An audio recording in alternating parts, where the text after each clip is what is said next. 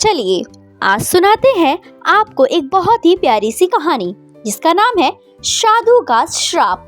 जी हाँ दोस्तों, ये एक बहुत ही प्यारा सा गांव है जिसका नाम है ढोलपुर। ढोलपुर बहुत ही सुंदर सा एक गांव जहाँ पर एक सुंदर सा परिवार इस घर में रहता है जिसका नाम है मोहन। जी हाँ, मोहन अपनी पत्नी मीना अपने 2 बच्चों के साथ इस घर में रहता है।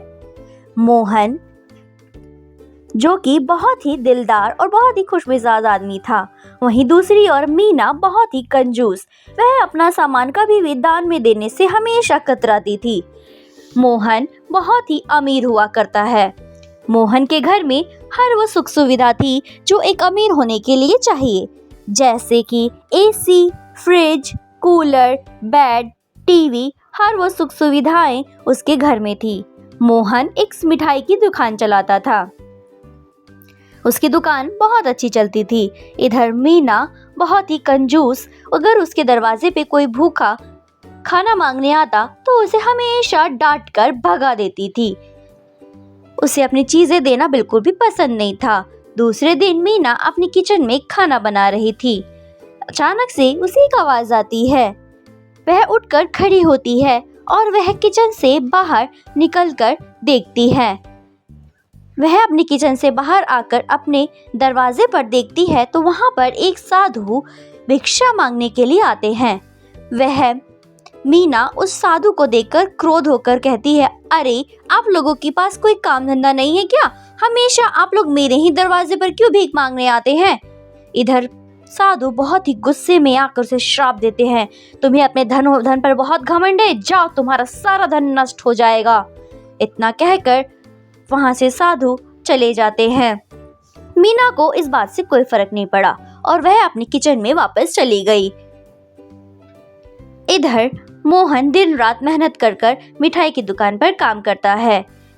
साधु के श्राप दिए हुए कुछ ही दिन बीते थे तो मोहन भूखा अपने घर आया और मीना ने कहा कि घर में राशन का एक अन्न का दाना भी नहीं है, सारा राशन खत्म हो चुका है, घर में खाने के लिए कुछ भी नहीं है, जाइए कुछ लेकर आइए। इधर मोहन कहता है दुकान भी सही नहीं चल रही है, मैं कहाँ से क्या लाऊं।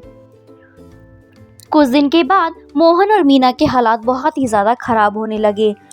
मोहन और मीना आपस में बातचीत कर यह फैसला किया कि हम यहाँ से सब कुछ बेचकर अपने भाई के घर चले जाएंगे, क्योंकि अब दुकान भी नहीं चलती है।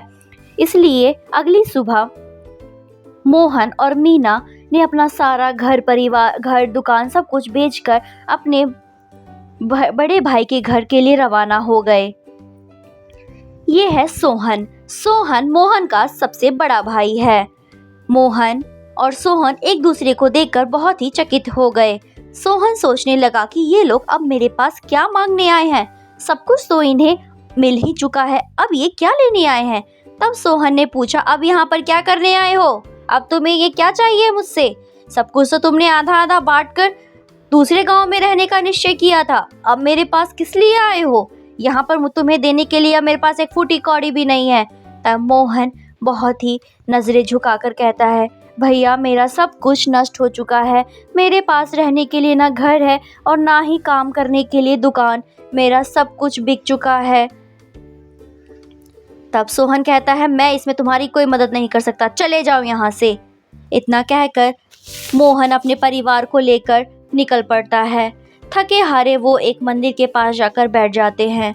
बहुत देर बैठने के बाद सोचते हैं कि पता नहीं हमने कौन से पाप किए थे जो हमें ये दिन देखने को मिला। इधर मोहन के बच्चों को बहुत ही भूख लगी। उन्होंने अपनी माँ से खाना मांगा, माँ कुछ खाने के लिए दो ना, बहुत भूख लगी है। तब मीना ने कहा, मेरे पास तो कुछ नहीं है। तब मीना की बेटी ने कहा, ठीक है माँ, मैं पास ही के गांव में कुछ देखती हूँ, शायद कुछ मिल जाए। यह कहकर मीना की बेटी वहां से चली जाती है। इधर एक बूढ़ी औरत उन्हें बहुत देर से देख रही थी। वह उनसे पूछती है, आपको कुछ परेशानी है, आपको कोई दिक्कत है, आप मुझे बता सकते हैं। तब मीना ने कहा, हमारे ऊपर बहुत ही संकट आ गया है, हमारा घर दुकान सब बिक चुका है, हमारे पास रहने के लिए घर नहीं, खाने के लिए अन्न नहीं, हम रास्ते पे आ चुके हैं। यह सब कुछ एक साधु के श्राप के कारण हुआ है। वो बूढ़ी औरत कहती है, अगर तुम्हें श्राप मुक्त होना है तो पास ही के गांव में एक कुआं है, वहां उसका पानी ग्रहण करने से आप लोग श्राप मुक्त हो सकते हैं। यह सुनकर यह कहकर वहाँ से वो बूढ़ी औरत चली जाती है। मोहन अपने परिवार को लेकर उस कुएं के पास जाता है और उसका पानी ग्रहण करता है। उनका पूरा परिवार पानी ग्रहण करने के बाद वापस अपने गांव आता है।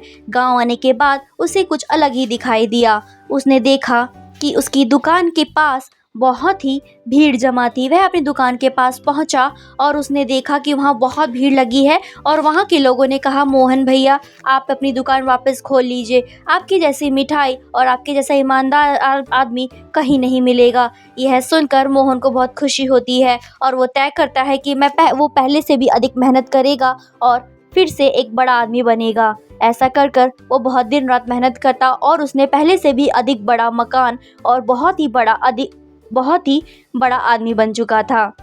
इस कहानी से हमें क्या सीखने को मिलता है? हमें इस कहानी से सीखने को मिलता है कि कभी भी हमें दूसरों को कभी भी ऐसा नहीं बोलना चाहिए जो उन्हें तकलीफ पहुंचाए। हमें हमेशा भूखे और गरीबों की हमेशा मदद करनी चाहिए। अगर कहानी अच्छी लगे तो चैनल को ज़रूर सब्सक्राइब करें।